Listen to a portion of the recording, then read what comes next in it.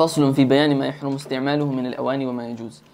So this is a short chapter speaking about al-awani, which is utensils, vessels. يعني, what we mean by that, buckets, cups. Why do we speak of buckets and cups in كتاب الطهارة? You use the buckets to purify ourselves. Use the bucket. Use the bucket to do ghusl. Not necessarily. You put water in the bucket and you use the water to purify yourself. Be daqiq, be specific, okay? So we use, the reason why we speak about buckets and utensils, you're right, correct. But I just wanted to make it specific. And the reason why we speak about this is because it is where water is stored. We hold water where? Obviously these days it comes out from the tap. Like in many places and also before, it used to be in buckets and cups and things like that. So because of that, they speak about al-awani in a short chapter here, speaking about what you're allowed to use and what you're not allowed to use. Okay, so the author rahimahullah, he says, في بيان ما يحرم استعماله من الأواني وما يجوز. What is not allowed for you to use from the utensils and what you are allowed to use. So he says, ولا يجوز استعمال أواني الذهب والفضة. It is not allowed for you to use vessels of gold and silver. Page, of course. What page is it? In English. Bottom of page 4, yeah? And the English. For the sisters who ordered the English book, is also coming as well. Just now, inshallah, just wait. طيب, listen. So you're not allowed to use gold and silver. ويجوز استعمال غيرهما من الأواني, and you're allowed to use all other types of vessels. So the reason why, so he says you're not allowed to use gold or silver. And that's because of the hadith of Hudayfa radiallahu anhu. He said, سمعت رسول الله صلى الله عليه وسلم يقول, I heard the messenger of Allah صلى الله عليه وسلم saying, لا تلبس الحرير ولا الديباج. Do not wear silk. And harir and dibaj are just two types of silk. ولا تشربوا في آنية الذهب والفضة. And do not eat and do not drink in vessels of gold and silver. يعني, don't have a cup made of gold or silver. فإنها لهم في الدنيا ولكم في الآخرة. Because they are for you, they are for them in this dunya and for you in the akhirah. Who's them? The non-Muslims. So it's for these gold and silver, for the non-Muslims, they are the ones who use it. Does it mean that it's halal for them to use? No. Still haram for them to use, but they are the people who use it. Alright? And that was narrated by Al-Bukhari and Muslim. And in Sahih Muslim, the Prophet ﷺ, he said, الذي يشرب في آنية الذهب والفضة إنما يجرجر في بطنه نار جهنم. That the one who drinks from gold and silver, he only puts in his إنما يجرجر في بطنه نار جهنم. He puts in his stomach the hellfire. يعني يجرجر is that sound. يجرجر is the sound that when you drink, and that sound in your stomach, that sound that you have, it's called jarjara. يجرجر في بطنه نار جهنم. He's only putting in himself the hellfire. So that shows that drinking from gold and silver is haram and it is not allowed.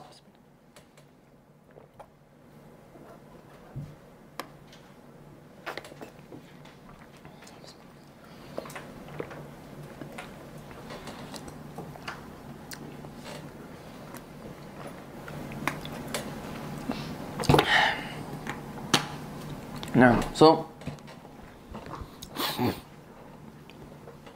from this we understand the prohibition of utensils of gold and silver. So what can you use gold and silver for, and what can you not use gold and silver for? The usage of gold and silver are categories. There's categories of usage of gold and silver. And there's three. Or maybe more, let's see.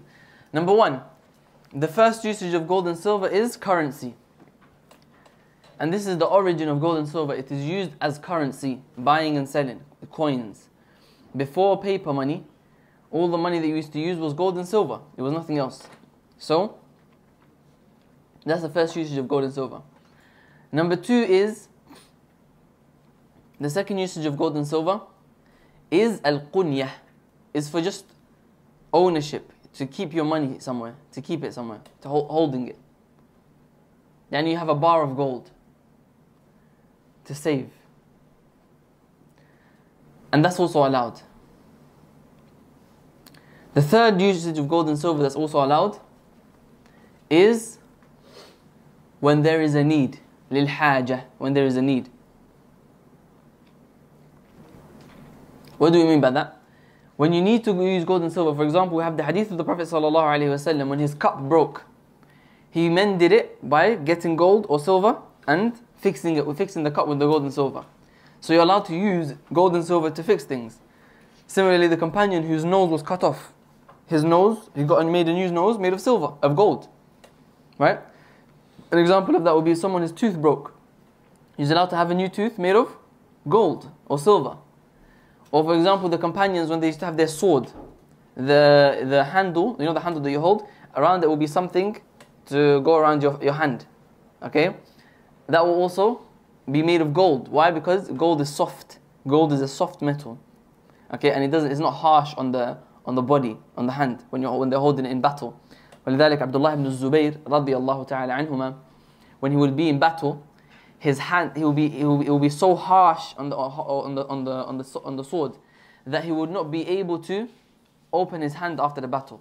He'll be holding it so hard he wouldn't be able to open his hand. So he'd have to get hot water to pour it, and then his hand would open up. That's how fierce he used to fight with Abdullah ibn Zubayr radiallahu anhu. Right? And so these usages. So the point is here that using gold and silver for a need is allowed. When it's needed to mend something, to fix something. Okay? And the fourth usage is, gold and silver is jewelry. And this one has tafsil. There's categories of it. Not all of it is allowed. Some of it is allowed, some is not. Using it as jewelry. Okay? Jewelry, when it comes to gold, then jewelry of gold is only allowed for women. It's not allowed for men. A man is not allowed to wear gold jewelry.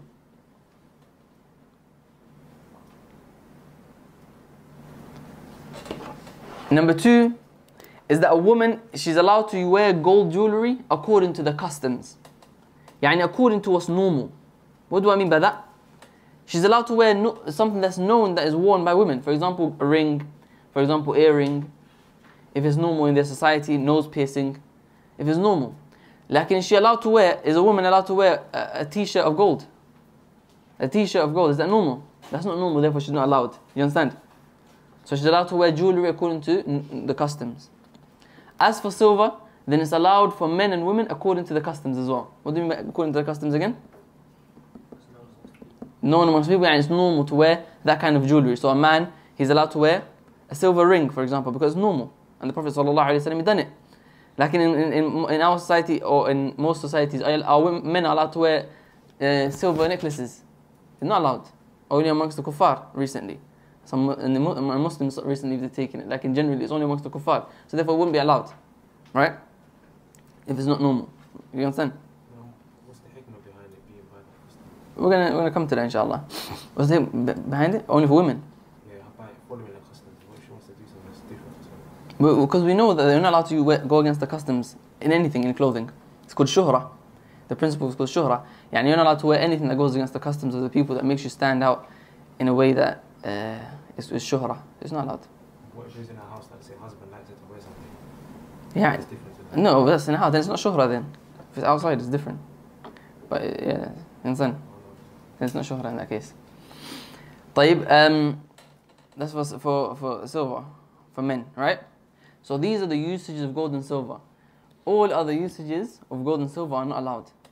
Yani, are you allowed to have a gold and silver spoon? No. Are you allowed to have gold and silver fork? No.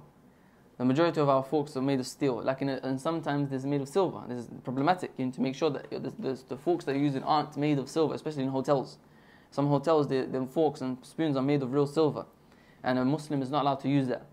Similarly, as a Muslim allowed to have a statue made of gold or silver, or a vase made of gold or silver, or anything like that, decorations of gold and silver, it's not allowed. طيب, and that's from the things that you're not allowed to have as well, Al-Awānin, any utensil, any vessel that is made of gold and silver. Now, what's the wisdom behind that? The scholars, they speak about wisdoms, many different wisdoms behind it. And some they try to bring, they say that it changes the water, things like that. Like, wallahu a'lam, what seems to be very strong is that one main wisdom, which is the economical effect that it has on the society.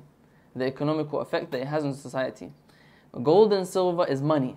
Gold and silver is money, currency. Therefore, using it as utensils or using it in something that's not known to be for a need, it's not a need for it, there's no need for it, is what? It's draining the economy. It's taking money outside of the economy and thereby causing a low economy and economical crisis. Right? So because of that, this is from the wisdom that it's not allowed for a person to take out gold and silver out of the economy without any reason. And we know in our Sharia covers everything. مَا فَرَّطْنَا فِي الْكِتَابِ مِنْ شَيْءٍ. Allah subhanahu wa ta'ala hasn't left out anything in the book, in the Quran, يعني, in our rulings. And from amongst the things, and the Sharia, when it is applied in the society, then that's when the society becomes almost a perfect society. Almost a perfect society in as much as it can be, when it's applied fully. And that's very rare. Like from those things that shows that this Islam is a perfect religion, is that we see the wisdom of Islam prohibiting this in order to protect the economy. And this is something that most people wouldn't even know. They would just say, this is they wouldn't understand why. They would just say, this is my choice. I can have a toilet seat of gold. It's my choice. I've got the money, right? Like in Islam, it looks at this specific angle, and it looks at different angles as well. Some say because of the poor, that we shouldn't make that, it breaks the heart of the poor people. And some of them, they say that it affects the water, and things like that. Wallahu a'lam, it has that economical effect. قال النووي رحمه الله تعالى في صحيح مسلم في شرح مسلم. الإمام النووي, he said in شرح مسلم, قال أصحابنا, our scholars, they said, انعقد الإجماع على تحريم الأكل والشرب وسائل الأعمال في إناء الذهب والفضة إلا ما حكي عن داود وقول قديم للشافعي أنه يكره.